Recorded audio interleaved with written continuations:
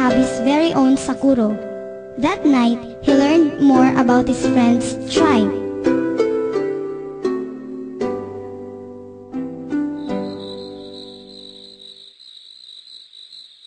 Lahi lagi ni inyong banig. Ano siya tawagan ni? Ikam, ano ba ang tawag, ana? Gibuhat ka na ikan sa sagot nga sudsud. Aw, mao ba? Uy, mungod sa man imong papa ug mga igsoon nga no, tapog-tapog man na sila. Magstorya na siya og mga alamat mitungod sa among tribo.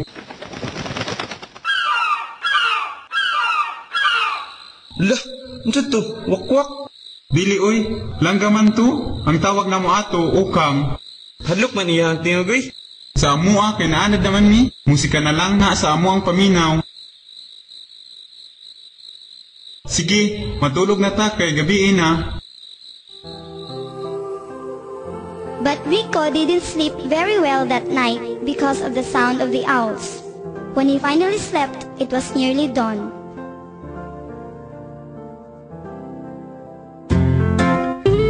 The next morning, Rico was awakened by shuffling of little feet in the sala. When he went outside the house, he saw Budok in the stream, knee-deep in water. He hastened to join him.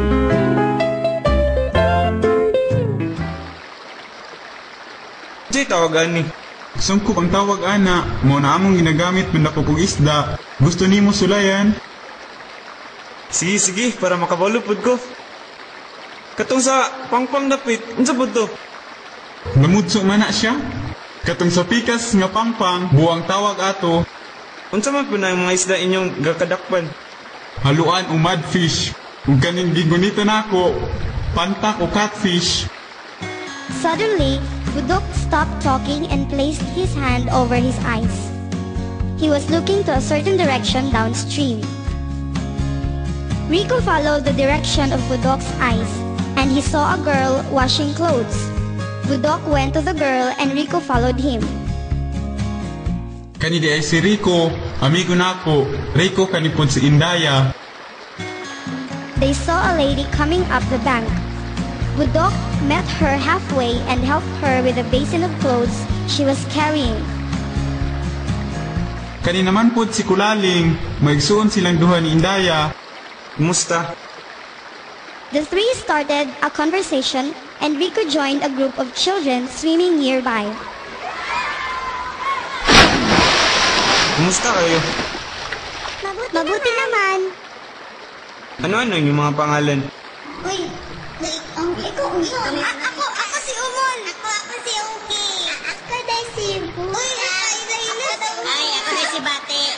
Bata, may laila po. Ano kayo ikaw? Ako si Kiblat. Nag-aaral ba kayo? All the children nodded their heads. Sino sa inyo yung mga magulang? The children did not answer. Ang pagsulti sa ngalan sa among mga ginikanan, usa ka dili maayong ugali. Para sa amua, kawala ka na og respeto. Oh, mao ba? Kung gusto nimo mahibal-an ang ngalan sa ginikanan sa isa ka tawo, mangutana ka sa uban nga nakakilala. Unya, paano kung pakutanon mo sa eskwelahan? Isulat na lang namo. That evening, Rico pondered on the sanctity of parents on the eyes of the children. If children can only be that beholden to their parents, it would be a much better world, he mused. Budok and Rico were up early. Budok's mother told Budok to have their breakfast, but Budok was in a hurry. But before they could get to the stairs, she was ahead of the two, bringing a plate of rice. Budok ate a pinch of the rice. He told Rico to do the same. Then, they headed to the vegetable farm. Nga nang gipakaon gyud ta sa imong mama bisag isa ra ka hungit ganina. Dili man gyapon ta mabusog ato. Sa kanunay, gipatuman gid sa akong mama nga ang pagkaon nga gihanda usa ka altar kung imong talipdan kay magdala kini og malas. When they reached the farm, Rico was amazed on what he saw.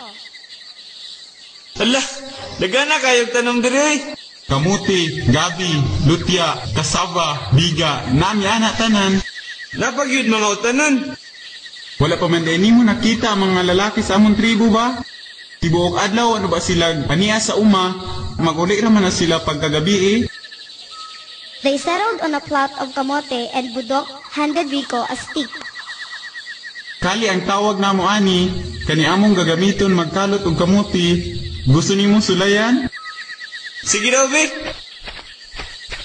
Ala, nagid. Dakwa guys, kamuti. Rico did enjoy harvesting kamote. When noon came, they settled under the cool shade of a large tree and enjoyed eating lunch wrapped in fragrant banana leaves.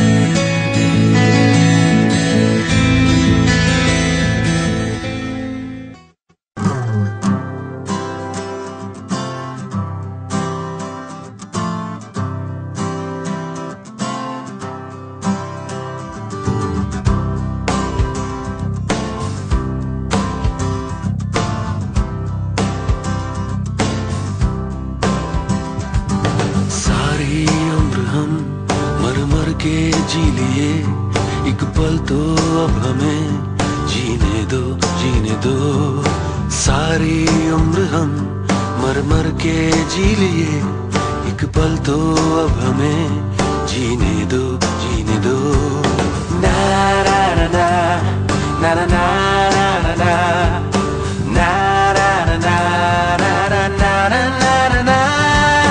Give me some sunshine, give me some rain, give me another chance. I wanna grow up once again. Give me some sunshine, give me some rain, give me another chance. I wanna grow up once again.